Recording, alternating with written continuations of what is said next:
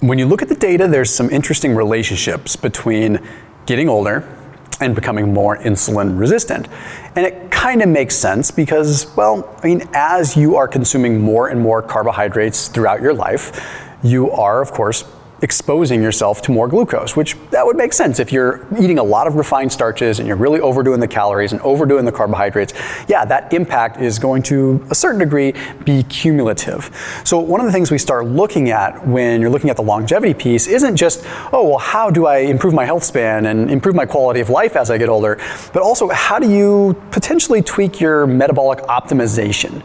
Now, when you start looking at different compounds, you start looking at things that you can add into your lifestyle as far as even nutrition and potential supplementation goes, some of the things that are on the forefront are things like resveratrol and quercetin.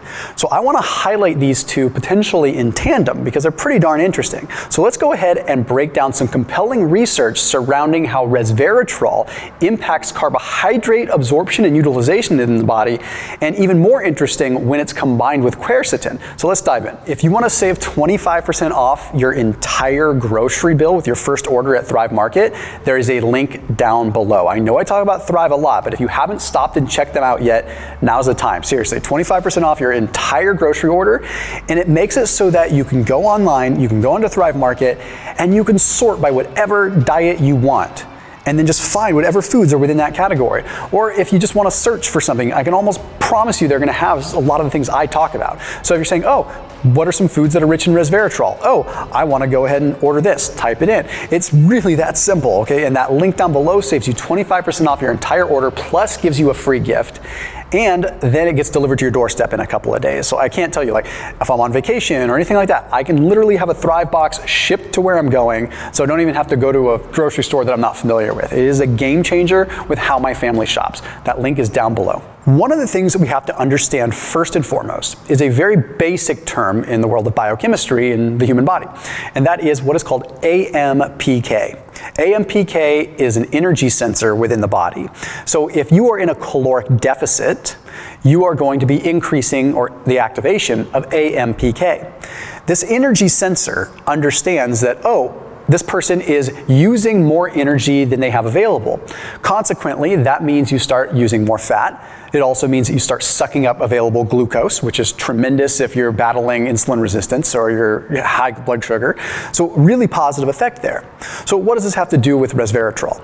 Well, there was a study that was published in Diabetics Studies that took a look at the effect of resveratrol on glucose metabolism. And what they found is that resveratrol seems to block an enzyme that is responsible for the breakdown of glucose into what is called sorbitol. Now, maybe you've heard of sorbitol before because it's in some foods, right? It's in a lot of gum and things like that. Now, but when you break down glucose into sorbitol, although not a bad thing, if you have too much of it, it is something that can drive up reactive oxygen species. So it might work in two ways. Resveratrol has potent antioxidant capabilities. Not only is resveratrol slowing down the breakdown of glucose, potentially making it so that you have less spikes in blood glucose, but it also might have its own inherent ability to deal with some of the byproducts of breaking down glucose. But that's not the part that necessarily gets me excited. What gets me the most excited is that it seems to drive up the activation of AMPK. Now, some of the ways we drive up AMPK ordinarily are through caloric restriction, maybe through some fasting, through exercise, purely being in a deficit across all those categories, right? But if we can drive up AMPK and potentially even autophagy through resveratrol, that's pretty awesome. And I'm not suggesting that everyone goes out and takes a resveratrol supplement. I do, but that's not what I'm necessarily suggesting. You can get resveratrol from red wine. You can get it from grapes. You can get it from the skin of grapes. You can get it through your food. Okay, so eating a Mediterranean-style diet is probably one of the best things you can do within that category, right? In fact, there's some interesting studies that demonstrate that taking resveratrol with olive oil may actually improve the absorption at least a little bit. So having that whole Mediterranean lifestyle could be very beneficial. But when we add more bang for the buck surrounding that Mediterranean lifestyle, we can talk about another compound called quercetin. What is something that you might see in like a salmon dish that's going to be in the Mediterranean? You might see some capers, right? Now, capers technically are going to be one of, actually literally, the most bioavailable form of quercetin that you can get in a food. Okay, so Tremendous there. Now, quercetin is a flavonoid that has a lot of different benefits. I've done specific videos on it. But how could it potentially work in tandem with resveratrol? Well, with that, we look at an interesting study. This study was published in the journal Experimental and Therapeutic Medicine, and it took a look at the combination of quercetin and, of course, resveratrol. Full disclaimer, this study was done in rodents, so that doesn't mean that it 100% translates into humans. So I have to give that disclaimer. But what they did is they took rodents and they induced obesity by giving them a very high-fat, high-calorie diet for 11 weeks, basically made them obese. And then after that, they supplied them with resveratrol and quercetin. And they found that when they gave that to these rodents, they saw improvements in their body fat, improvements in their visceral fat. They also saw improvements in less in the way of adipocine, so that's like inflammation as a result of having too much fat, essentially. They also saw a reduction in tumor necrosis factor alpha, which is an inflammatory cytokine, and they also saw a reduction in interleukin 6, so this is an inflammatory cytokine, especially associated with obesity. So it improved biomarkers associated with obesity and improved the weight loss compared to control. But that's not the part that gets me the most excited, believe it or not. The researchers found that it reduced the obesity-induced suppression of AMPK and SIRT1. What does that mean? Well, remember how I talked about AMPK at the beginning of this video. Well, when you are obese or very overweight or have a lot of fat on you, you have a sort of natural suppression of AMPK. It's harder to tap into your energy stores like fat and glucose the more obese that you are. That's why it's not uncommon to see obese people that are also insulin resistant. They just have a hard time tapping in and activating that AMPK and phosphorylating it.